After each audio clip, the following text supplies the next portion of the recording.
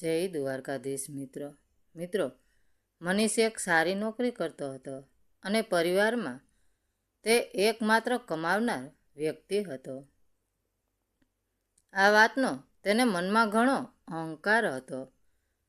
ઘરમાં બધું એના કહ્યા પ્રમાણે જ થવું જોઈએ એવો એનો હંમેશા આગ્રહ રહેતો. જ્યારે અનામિકા એકદમ શાંત, પ્રેમાળ અને સમજદાર હતી. તે હંમેશા મૂંગા મોઢે બધું સહન કરતી. તે મનમાં વિચારતી કે કદાચ સમય જતાં મનીષનો સ્વભાવ બદલાઈ જશે. તે પોતાના પ્રેમને સમજાવશે, પણ સમય સાથે કાંઈ સારું ન થયું. નાની નાની વાતોમાં મનીષ ગુસ્સે થઈ જતો. વાતમાં તે અનામિકાને અપમાનિત કરતો અને સંબંધ તોડી નાખવાની ધમકીઓ આપતો. તેને લાગતું કે અનામિકા સાવ નિર્બળ છે, તેના વગર દુનિયામાં ક્યાંય જઈ શકશે નહીં. એક દિવસ રાત્રે સાવ સામાન્ય બાબતમાં બોલાચાલી થઈ. અનામિકાએ માત્ર એટલું જ કહ્યું હતું કે આજે ઘરે થોડા વહેલા આવજો, દવાખાનાનું એક કામ છે. પણ મનીષને લાગ્યું કે કોઈ તેના પર હુકમ ચલાવી રહ્યું છે. તે ગુસ્સામાં લાલચોળ થઈ ગયો અને બરાડી ઉઠ્યો, જો તને મારાથી આટલી જ તકલીફ હોય તો આપણે અલગ થઈ જઈએ. અને બીજે દિવસે સવારે તે કોર્ટના કાગળિયા લઈને ઘરે પહોંચી ગયો. કાગળ પર સહી કર્યા પછી અનામિકાએ એકદમ ધીમા અવાજે કહ્યું, મનીષ, કદાચ આજ આપણા માટે યોગ્ય છે. આ સાંભળીને મનીષ અંદરથી કંપી ગયો. તે કાગળ લઈને ઘરની બહાર નીકળી ગયો, પણ તેના મનમાં એક ભયંકર મૂંઝવણ ચાલી રહી હતી. તે વારંવાર પાછળ ફરીને જોતો હતો કે કદાચ અનામિકા તેને રોકવા માટે બૂમ પાડશે, પણ ઘરનો દરવાજો હંમેશા માટે બંધ થઈ ગયો હતો. મનીષના ગયા પછી ઘરમાં એક ભયાનક સન્નાટો છવાઈ ગયો હતો. બીજી બાજુ મનીષ પોતાના જ ઘરમાં એકલો પડી ગયો હતો. એ આખી રાત તે પથારીમાં પડખા ઘસતો રહ્યો, પણ તેને જરાય ઊંઘ ન આવી. વારંવાર એક જ સવાલ તેના મગજમાં હથોડાની જેમ વાગતો હતો, શું તેને મારી કોઈ પરવા નહોતી? આટલી આસાનીથી કોઈ સંબંધ કેવી રીતે તોડી શકે? થોડા સમય પછી કાનૂની કાર્યવાહીનો અંત આવ્યો. કોર્ટના રૂમમાં જજે ચુકાદો સંભળાવ્યો કે મનીષે દર મહિને અનામિકાના ગુજરાન માટે અમુક રકમ આપવી પડશે. મનીષે પોતાના અહંકારમાં તરત જ હા પાડી દીધી. જ્યારે તેઓ સાથે રહેતા ત્યારે મનીષ ક્યારેય અનામિકાને નોકરી કરવા નહોતો જવા દેતો. તે વારંવાર મહેણા મારતો કે તારે ઘરની બહાર જવાની કોઈ જરૂર નથી. તું મારા આપેલા પૈસા પર જ જીવે છે. એટલે મનીષને પૂરો વિશ્વાસ હતો કે અનામિકા દુનિયાદારીથી સાવ અજાણ છે. તે મનમાં મલકાતો હતો કે હું પૈસા નહીં આપું તો એ બિચારી રસ્તા પર આવી જશે. કોઈ નાનકડા ભાડાના મકાનમાં આંસુ સારતી રહેશે અને ક્યારેક તો મારી પાસે પાછી આવશે જ. સમયનું ચક્ર ફરતું રહ્યું અને મહિનાઓ વીતી ગયા. એક દિવસ સવારે મનીષ પહેલીવાર કોર્ટ નક્કી કરેલા પૈસા આપવા માટે અનામિકાના સરનામે જવા નીકળ્યો. તેણે એક કવરમાં થોડા રૂપિયા મૂક્યા હતા. રસ્તામાં ડ્રાઇવિંગ કરતી વખતે તે મનોમન કલ્પના કરતો હતો કે અનામિકા કોઈ સાંકડી ગલીમાં રહેતી હશે.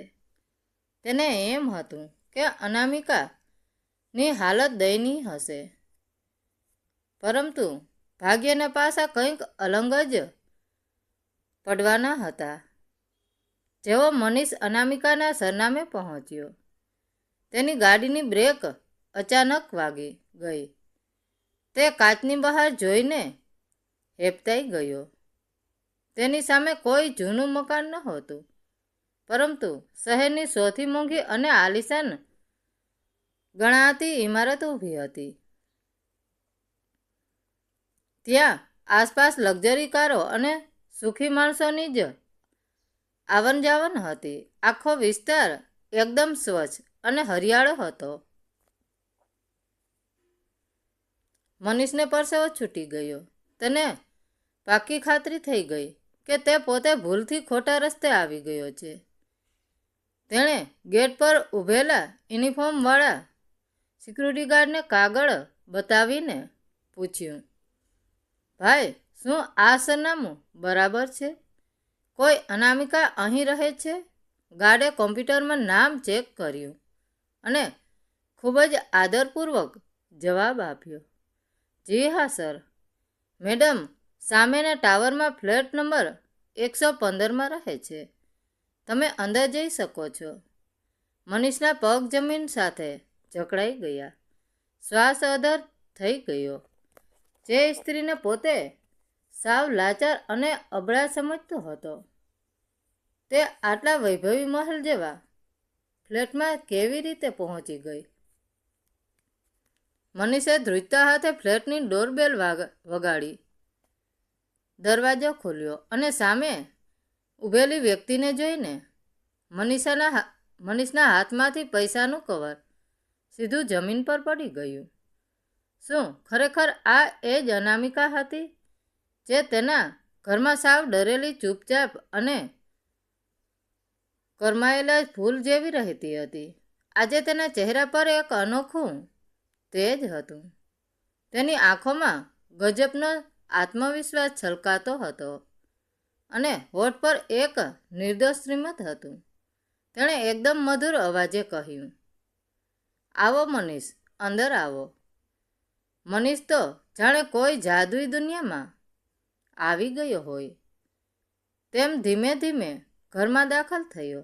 આખો ફ્લેટ ખૂબ જ સુંદર અને આધુનિક રીતે શણગારેલો હતો. મોટા સોફા, ઝુમર અને બધી જ વસ્તુઓ એકદમ મોંઘી લાગતી હતી. દરેક વસ્તુઓ બરાબર જગ્યાએ ગોઠવેલી હતી. આ બધો વૈભવ જોઈને મનીષની બોલતી જ બંધ થઈ ગઈ. તે માંડ એટલું જ બોલી શક્યો, અનામિકા, તું અહીં રહે છે?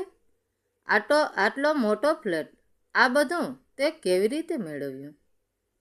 તેણે કાચના ગ્લાસમાં પાણી આપતા હસીને જવાબ આપ્યો, હા, હવે આ જ મારું ઘર છે. તને યાદ છે, ભૂતકાળમાં જ્યારે આપણે સાથે રહેતા હતા, ત્યારે હું વારંવાર કહેતી હતી કે મારે નોકરી કરવી છે, કંઈક નવું શીખવું છે, મારે પણ મારા પગ પર ઊભા રહેવું છે. પણ ત્યારે તું હંમેશા મને રોકતો હતો.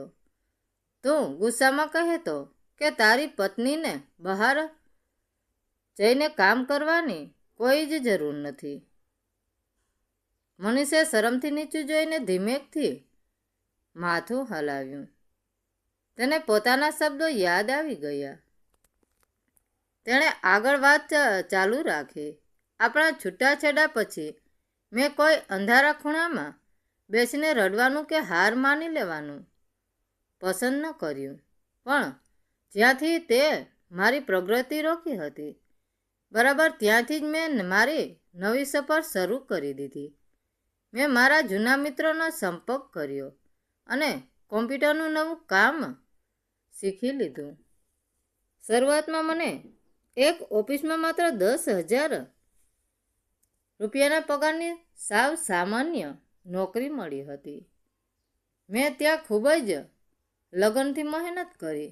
જ્યારે રજા ન લીધી, મારું કામ જોઈને મને પ્રમોશન મળતા ગયા. મારી મહેનત રંગ લાવી અને આજે હું એ જ કંપનીમાં મેનેજરની પોસ્ટ પર પહોંચી ગઈ છું. મનીષનું ગળું સુકાવા લાગ્યું. તે જેને સાવ નબળી અને લાચાર સમજતો હતો, તે આજે હિંમતભેર તેના કરતાં પણ ઘણી આગળ નીકળી ગઈ હતી. પણ વાત હજી પૂરી નહોતી થઈ. અનામિકાની મેનેજર બનવા સુધીની સફર સાંભળીને મનીષ તો સાવ આવક રહી ગયો. અનામિકાએ ટેબલ પર પડેલું પૈસાનું કવર મનીષ તરફ પાછું ધકેલ્યું.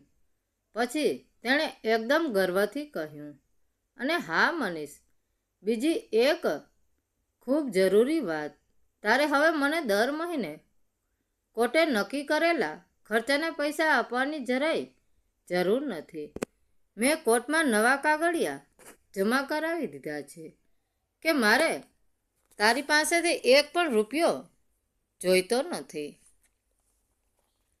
મારી પોતાની મહેનતની કમાણી હવે એટલી છે કે હું મારું જીવન ખૂબ જ સુંદર રીતે અને સંતવંતરાથી જીવી શકું છું.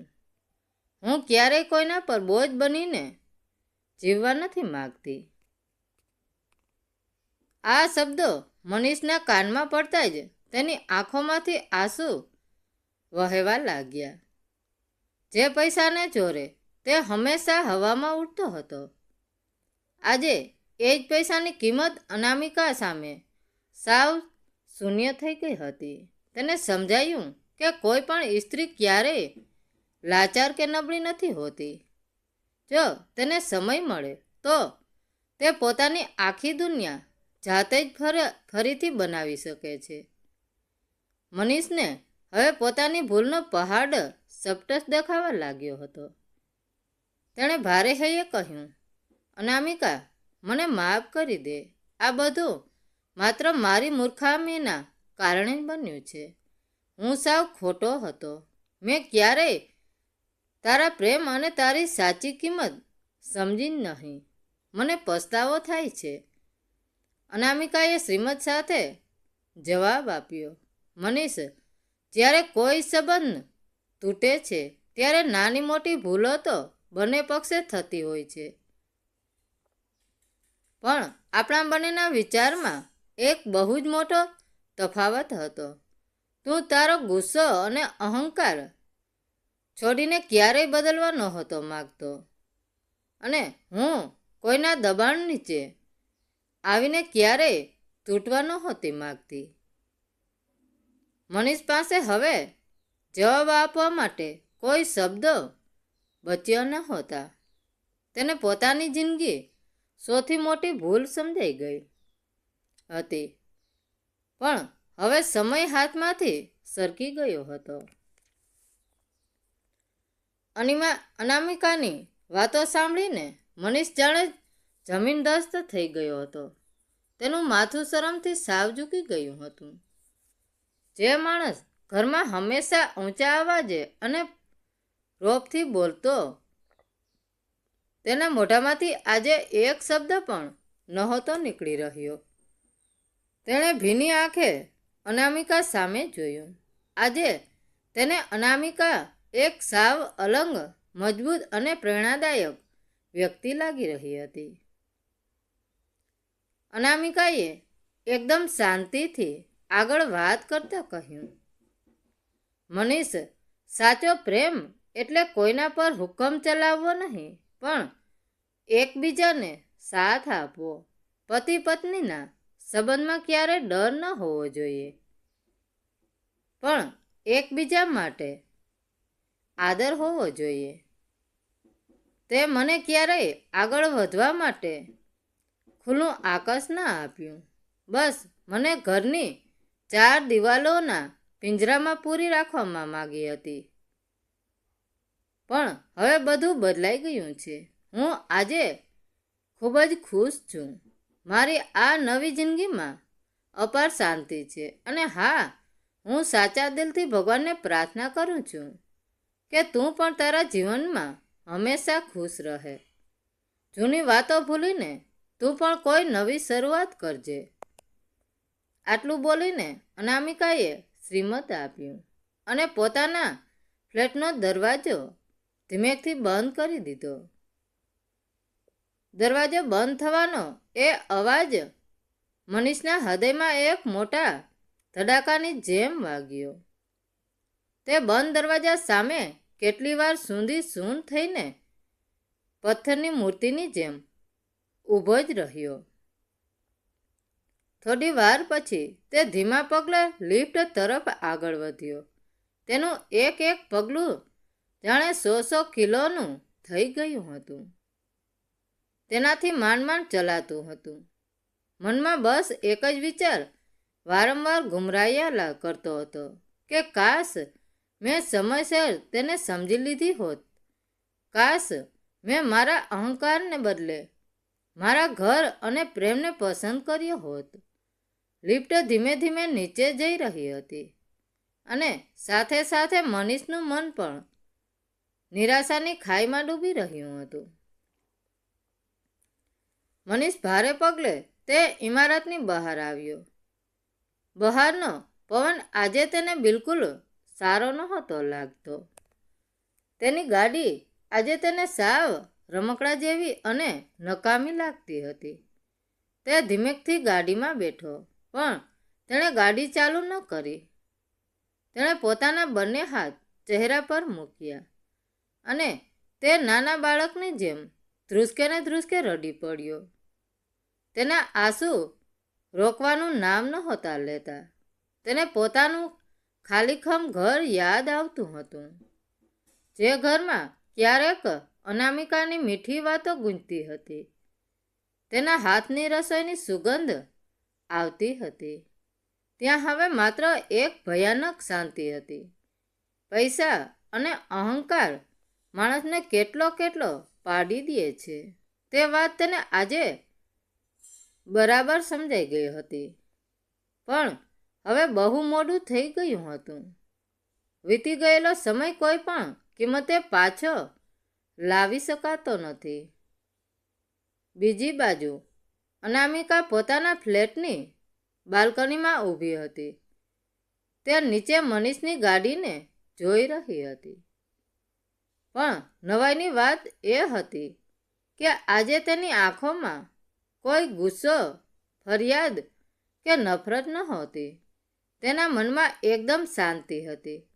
તેણે પોતાના ભૂતકાળને હંમેશા માટે પાછળ છોડી દીધો હતો. તેને બરાબર ખબર પડી ગઈ હતી કે સાચી ખુશી કોઈ બીજા માણસ પર આધાર રાખવામાં નથી, પણ પોતાની જાત પર વિશ્વાસ રાખવામાં છે. થોડી વાર પછી મનીષે આછું લૂછ્યા અને ધીમેકથી ગાડી ચાલુ કરી. તેની ગાડી ધીમે ધીમે રસ્તા પર આગળ વધી રહી હતી. મનીષ હવે જિંદગીની એક નવી સફર શરૂ કરવા જઈ રહ્યો હતો. પણ આ સફરમાં તે સાવ એકલો હતો. આજે તેને જિંદગીનો સૌથી મોટો પાઠ ભણાવવા મળ્યો હતો કે આપણા સંબંધો એકદમ નાજુક કાચના વાસણ જેવા હોય છે. એકવાર જો તે આપણા ગુસ્સા કે અહંકારના પથ્થરથી તૂટી જાય તો તેને ફરીથી ક્યારેય પહેલા જેવા જોડી શકાતા નથી. મિત્રો, વાર્તા કેવી લાગી? સારી લાગી હોય તો કોમેન્ટ કરીને જરૂર જણાવજો. ધન્યવાદ મિત્રો. રાધે રાધે. જય દ્વારકાધીશ.